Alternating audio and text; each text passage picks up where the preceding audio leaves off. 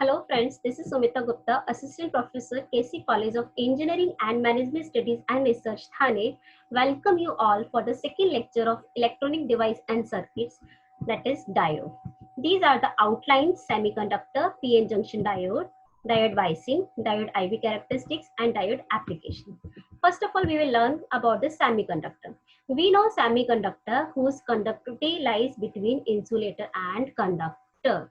Semiconductor are of two types: intrinsic semiconductor or extrinsic semiconductor. Intrinsic means pure semiconductor. Now see, this is an example of silicon. In silicon, there are 4 electrons in the outer shell. All the 4 electrons are shared with the neighboring atoms and covalent bond forms. Covalent bond forms. So these all are the covalent bonds. Now what will happen?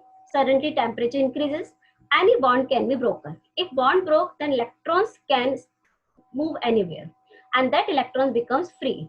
At the place of electron, hole created, that is called hole. So by this, electron hole pair generated, but the amount of electrons are very less. So if we want to increase the conductivity, we have to add some impurity. So next type of semiconductor called extrinsic semiconductor. Extrinsic means impure semiconductor. We have to add some impurity. Adding impurity is called doping. Now we can add 2 types of impurity: pentavalent or trivalent. Pentavalent impurity means which are having 5 electrons in the outer shell. For example, phosphorus. In phosphorus, 5 electrons in the outer shell. So all 4 electrons will be shared with the neighboring atom, but 1 electron will be free. So 1 electron will be free due to this ion, or we can say due to this impurity atom, or due to this donor, because it is giving 1 electron, so it becomes donor ion. So the amount of electrons generated depends upon amount of donor ion. So this minus sign indicates the free electrons, and these free electrons generated due to this plus donor ion. Remember, the electrons are free, movable, but this donor ion fixed or immobile. So every electron generated by every donor ion. The amount of electrons generated depends upon amount of donor ions. So free electrons generated by pentavalent impurity mainly, and some due to thermal agitation, or we can say due to some temperature enhancement. So since electrons are generating in more amount than holes, because electrons are generated due to impurity also and due to thermal agitation also, but some holes are generated due to temperature. When we increase the temperature, electron hole pair generate, means some holes also generated. Okay, so holes generated due to temperature enhancement, but electrons generated by both pentavalent impurity and thermal agitation. That's why amount of electrons more, a concentration of electrons more, and concentration of holes are very less. That's why in n-type semiconductor, majority carriers are electrons and minority carriers are holes. Since negative charge electrons are generated, hence it is called negative, or we can say n-type semiconductor. Next is extrinsic, or we can say p-type semiconductor. When a trivalent impurity added, then it is called p-type semiconductor. Now see how. Trivalent means 3 electrons in the outer shell. All 3 electrons will be shared by the neighboring atom, but there is vacancy created, a hole created. Means this atom has the tendency to accept the electron. That's why it becomes the acceptor ion.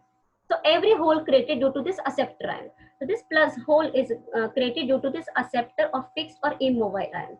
So amount of holes generated depends upon amount of these acceptor ions. So again, holes are generated due to trivalent impurity as well as thermal agitation. But some electrons generated due to thermal agitation. That's why majority carriers are these holes and minority carriers are electrons.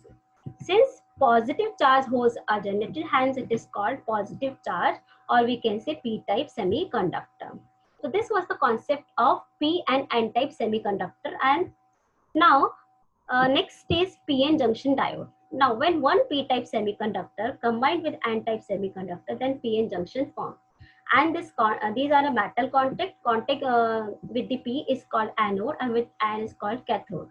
This is the symbol of diode. Now the question is how PN junction works. So this is the working of PN junction diode. This diagram I have taken from the Google. Now see, this is p-type semiconductor and this is n-type semiconductor. And in p-type semiconductor, majority carrier are holes. These are in small balls, these are the holes, and all the holes generated with respect to their acceptor ion.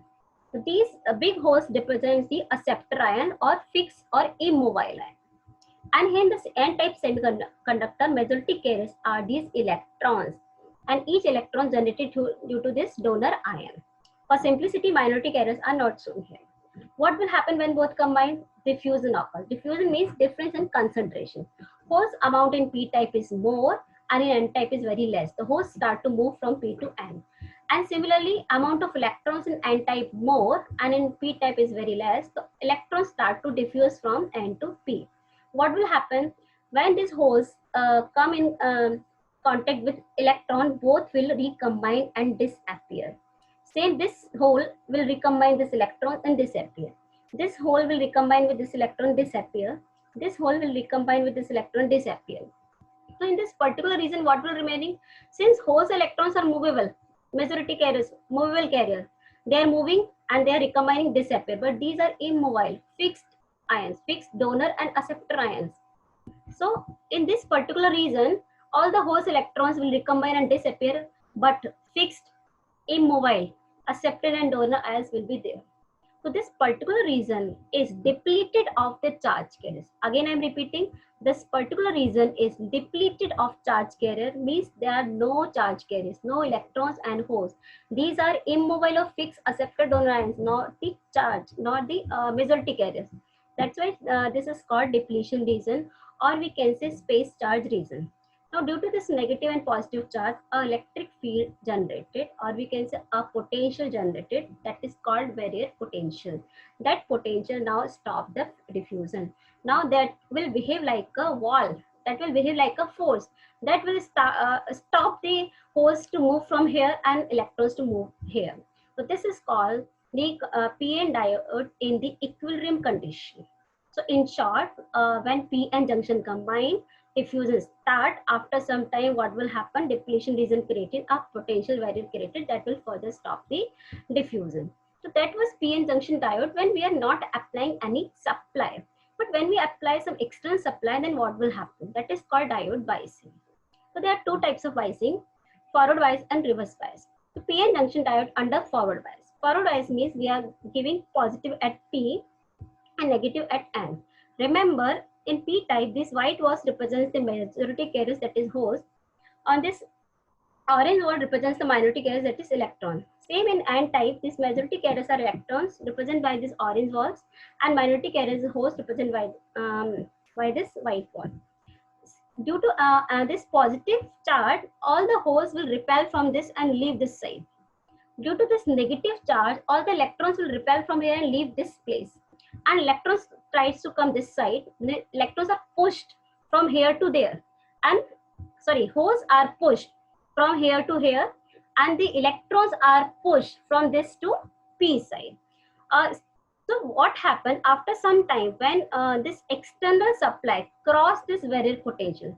This barrier potential is 0.6 volt for silicon and 0.2 volt for germanium. So after some time, when external voltage is more than this 0.6 volt, more than barrier potential, so it will apply a force on holes to push from this P to N side. And this will apply a force on this to this side. So what will happen? Depletion region now start to reduce. And due to movement of the carriers, current start to flow. So in short, in the case of forward wires, after some time, all the holes, all the carriers start to push to this barrier and depletion region reduces, current start to flow. PN junction diode under reverse bias, we are applying negative at P and positive at N. What will happen? Due to this negative charge, all the holes will attract towards this side. And due to this positive charge, all the electrons will attract to this charge. So basically, electron of holes comes across this side and leaving this place. Here comes across this side, leaving this place. Now, if electrons and holes leave this place, but fixed ions will be as it is, so depletion region increases. All the carriers are removing, all the carriers are going this side, not here. So no carrier is moving, so no current will flow.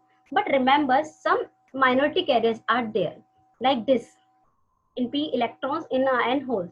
These minority carriers can move through this place because these minority carriers will repel by this charge. So minority carriers can flow across this junction. So only minority current can flow, Ideally, the current is 0. This is the diode equation. ID equals to Is e raised to Bd upon Bt minus 1. ID is diode current. Is is reverse saturation current, or we can say leakage current, that is ideally very low. Bd voltage across diode, and an empirical constant. Bt is thermal voltage, that is Kt by Q. So in short, in diode, when we apply forward bias, depletion region decreases. When we apply reverse bias, depletion region increases. This is diode IV characteristics. When we apply forward bias, in starting no current flows. When external supply exceed the barrier potential, then depletion region reduces and current start to increase. In reverse bias, when we apply reverse bias, depletion region increases. Ideally, there is no current, but practically some leakage current flows. But again, we are applying the external voltage, so more amount of leakage current flow, and after some time, then current can damage your diode. So special type of diode designed for that purpose. For example, Jenner diode, that we will learn in the next lecture.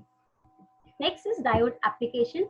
Diode application as a rectifier to convert AC to DC, as a switch in computer circuit, as a detector in radio to detect audio signal, and as a LED to emit different colors. Thank you so much. If you like my video, please like and subscribe, and your suggestions are more welcome. Thank you so much.